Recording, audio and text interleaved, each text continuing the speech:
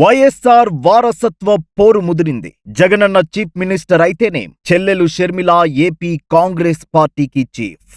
జరగబోయే రాజకీయ సమరంలో చెల్లి చేతిలో కాంగ్రెస్ కత్తి ఉంది, అన్న చేతిలోనూ ఆయుధముంది. ఎవరు ముందు తెగబడతారో తెలియదు, కానీ ఇద్దరూ యుద్ధం చేసి తీరాల్సిందే. ఎవరో ఒకరు గెలిచి నిలవాల్సిందే. ఇది అధికార దాహమా, వ్యక్తిగత కక్షల, వారసత్వ విలువల, ఆస్తుల గొడవల? ఇప్పుడు ప్రపంచంలో ఉన్న తెలుగు వాళ్ళందరూ ఆసక్తిగా గమనిస్తున్న విషయం జగన్ షర్మిల రాజకీయ కొట్లాటనే. మరి ఈ పోరులో పొమ్మనలేక పొగబెట్టి షర్మిలను వెళ్లగొట్టిన జగన్ పైచేయి సాధిస్తాడా?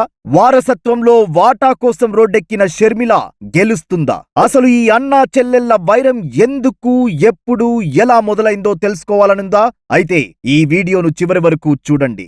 దివంగత ముఖ్యమంత్రి వైఎస్ రాజశేఖర్ రెడ్డికి ఇద్దరు సంతానం, వైఎస్ జగన్ మరియు వైఎస్ షర్మిల. 2009లో రాజశేఖర్ రెడ్డి మరణించిన తరువాత ఆంధ్రప్రదేశ్ కు వైఎస్ జగన్ ను ముఖ్యమంత్రిని చేయాలని పలువురు కాంగ్రెస్ నేతలు అభిప్రాయం వ్యక్తం చేశారు. కానీ అధిష్టానం జగన్ ను ముఖ్యమంత్రిని చేయడానికి ఇష్టపడలేదు. అంతేకాదు, వైఎస్ఆర్ మరణ వార్త విని మరణించిన వైఎస్ రాజశేఖర్ రెడ్డి అభిమానుల కుటుంబాలను కలిసేందుకు జగన్ ప్రారంభించిన ఓదార్పు యాత్రను కూడా ఆపాలని కాంగ్రెస్ అధిష్టానం ఆదేశించింది. ఆ వైఖరి నచ్చని జగన్ కాంగ్రెస్ పార్టీకి, తన ఎంపీ పదవికి రాజీనామా చేసి 2011లో వైఎస్ఆర్ కాంగ్రెస్ పార్టీని స్థాపించి ఉప ఎన్నికల్లో గెలిచాడు. తిరిగి ఓదార్పు యాత్రను కొనసాగించాడు. ఈ పరిణామాలతో ఫుల్ టైం ప్రజల్లో ఉంటున్న జగన్ ఆంధ్రప్రదేశ్ లో కాంగ్రెస్ పార్టీకి కొరకరాని కొయ్యగా మారాడు. దాంతో జగన్ ను అక్రమాస్తుల కేసులో 2012, 2013 మధ్య కాలంలో అరెస్టు చేసి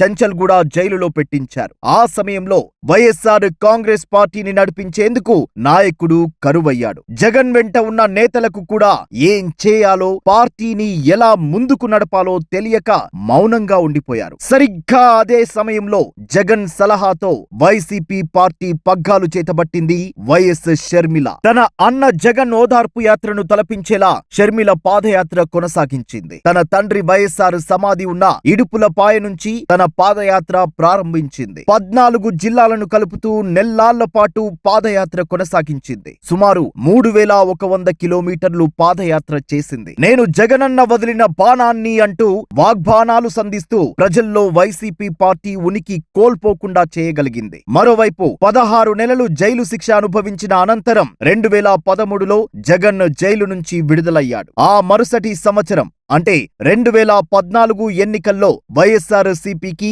67 సీట్లు రావడంతో కొంచెంలో అధికారం మిస్ అయింది. 5 ఏళ్లు ప్రతిపక్షంలో కొనసాగుతూనే సంకల్పయాత్ర పేరుతో 430 రోజుల పాటు 125 అసెంబ్లీ స్థానాల్లో పాదయాత్ర చేశాడు జగన్. ఫలితంగా 2019 ఎన్నికల్లో మొత్తం 175 స్థానాలకు గాను ఏకంగా 151 సీట్లు సాధించింది వైసీపీ. పార్టీ అధికారంలో వచ్చింది. జగన్ ముఖ్యమంత్రి అయ్యాడు. జగన్ జైలుకెళ్లినప్పటి నుంచి ముఖ్యమంత్రి అయ్యేదాకా జరిగిన ప్రతి కార్యక్రమంలో షర్మిల పాత్ర ఉంది. పార్టీని నడిపించడానికి, బతికించడానికి ఆమె పడిన కష్టం ఉంది. 2014 ఎన్నికల్లో షర్మిల పాదయాత్ర చేసిన 18 అసెంబ్లీ స్థానాల్లో 15 స్థానాలను వైసీపీ గెలుచుకుంది. 2019 ఎన్నికల్లో బై బై బాబు అంటూ రాష్ట్ర వ్యాప్త షర్మిల చేసిన బస్సు యాత్ర వైసీపీ విజయంలో కీలక పాత్ర పోషించింది. అయితే వైసీపీ అధికారంలోకి రావడమే ఎంతో అన్యోన్యతతో కలిసి ఉన్న అన్నా చెల్లెళ్ల మధ్య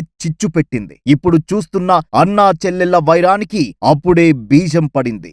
భారీ మెజారిటీతో గెలిచిన వైసీపీ ప్రభుత్వాన్ని ఏర్పాటు చేసింది. జగన్ సీఎం సీట్లో కూర్చున్నాడు. తన అన్న జగన్ తనకు ఏ పదవి అప్పజెప్తాడా అని ఎదురు చూసింది షర్మిల. ఎమ్మెల్సీ చేస్తాడనుకుంది, చేయలేదు. రాజ్యసభకు పంపిస్తాడేమో అనుకుంది, అది జరగలేదు. అసలు అధికారికంగా వైసీపీలో ఏ స్థానాన్ని కట్టబెట్టలేదు జగన్. దాంతో మనస్తాపం చెందిన షర్మిల క్రమంగా పార్టీకి దూరంగా ఉండడం ప్రారంభించింది. జగన్ పరిపాలనలో మునిగిపోయాడు. షర్మిల అవమానంతో రగిలిపోయింది. పార్టీలో తనకు స్థానం లేదని తెలిసాక ఆస్తిలో వాటా సంగతి అడిగింది. వైఎస్ రాజశేఖర్ రెడ్డి బతికున్నప్పుడు కొడుకు, కూతురు ఇద్దరికీ ఆస్తిలో సమానంగా పంచుతానని చెప్పేవాడు. కానీ ఆయన హఠాత్ మరణంతో ఆస్తి విషయం అలాగే ఉండిపోయింది. ఆస్తిలో వాటా కోసం తండ్రి చెప్పిన మాటనే గుర్తు చేసింది షర్మిల. ముఖ్యంగా సాక్షి సంస్థలో భారతీ సిమెంట్ కంపెనీలో అప్పటికే వైఎస్ జగన్ భార్య భారతి వాటి వ్యవహారాలను చూసుకుంటోంది. అక్కడ ఆశించిన సమాధానం రాలేదు. ఏం చేయాలో అర్థం కాని పరిస్థితిలో తన అన్న జగన్కు పూర్తిగా దూరమైంది షర్మిల. షర్మిల రాజకీయ నేతగా అవతరించాలనుకుంది. కానీ ఆంధ్రాలో రాజకీయం చేయాలంటే అన్న అనుమతి కావాలి. దాంతో 2021లో వైఎస్ఆర్ టీపీని ఏర్పాటు చేసి తెలంగాణ రాజకీయాల్లోకి ఎంటర్ అయింది. తొందరగానే తెలంగాణ ప్రజల దృష్టిని తన వైపు తిప్పుకుంది. అప్పటి కేసీఆర్ ప్రభుత్వాన్ని, కేసీఆర్ను దొరగా, కేటీఆర్ను చిన్న దొరగా సంబోధిస్తూ తీవ్ర స్థాయిలో విమర్శించింది. కాంగ్రెస్ పార్టీని, కాంగ్రెస్ నాయకులను కూడా విడిచిపెట్టలేదు. అయితే 2024 ఎన్నికల్లో తెలంగాణలోని అన్ని సీట్లలో పోటీ చేస్తున్నామని ప్రకటించిన షర్మిలకు అనూహ్యంగా కాంగ్రెస్ పార్టీ నుంచి ఆఫర్ వచ్చింది. వైఎస్ఆర్ టీపీని కాంగ్రెస్లో విలీనం చేసి ఆంధ్రప్రదేశ్లో కాంగ్రెస్ అధ్యక్షురాలిగా ఉండాలని ప్రతిపాదన చేసింది కాంగ్రెస్. రాజకీయంగా ఎదగాలంటే ఒంటరిగా పోరాడే కంటే జాతీయ పార్టీ అండ ఉంటే మరింత మంచిది అనుకుందో ఏమో, లేక తన అన్నను ఎదుర్కోవాలంటే కాంగ్రెస్ పార్టీనే సరైనది అనుకుందో ఏమో. ఆంధ్రప్రదేశ్ కాంగ్రెస్ పార్టీ పగ్గాలు చేతబట్టింది. ఏపీ కాంగ్రెస్ చీఫ్గా ఆంధ్రప్రదేశ్లో అడుగుపెట్టి వైఎస్ జగన్ పరిపాలనను చీల్చి చెండాడుతోంది. వైఎస్ షర్మిలకు తన జగన్పై చాలా కోపముందనేది చాలాసార్లు బహిర్గతమైంది. వైఎస్ఆర్ టీపీ ప్రకటించిన అనంతరం ఓ ప్రముఖ ఛానల్కు ఇచ్చిన ఇంటర్వ్యూలో మాట్లాడినప్పుడు ఆస్తుల పంపకాల్లో తేడా వచ్చిందనే విషయం బయటపెట్టింది. రోడ్లు బాగా లేవంటూ, పరిపాలన బాగా లేదంటూ పరోక్షంగా వైసీపీ నేతలను ఎన్నోసార్లు దెప్పిపొడిచింది.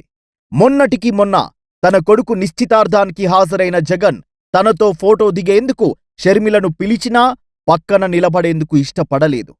జగన్ ప్రత్యర్థులందరినీ ఆహ్వానించి సంబరపడింది. ఇక ప్రస్తుతం ఏపీలో సభలు, సమావేశాలు, యాత్రలు చేస్తూ జగన్ పరిపాలనను ఎండగడుతోంది. సొంత అన్నను లెక్క చేయకుండా విమర్శలు చేస్తున్న షర్మిలను వైసీపీ నేతలు ఏం చేయబోతున్నారు? యాత్రను అడ్డుకుంటారా? ప్రతి విమర్శలతో ఎదుర్కొంటారా? జగన్పై షర్మిల మరిన్ని వ్యక్తిగత విమర్శలకు దిగబోతుందా? జగన్ కనుసైగ చేస్తే షర్మిల కుటుంబం ఏమైపోతుంది? బ్రదర్ అనిల్ బతికేమవుతుంది? ఇలాంటి ప్రశ్నలన్నీ తెలుగు ప్రజల్ని తెగ తొలిచేస్తున్నాయనుకోండి.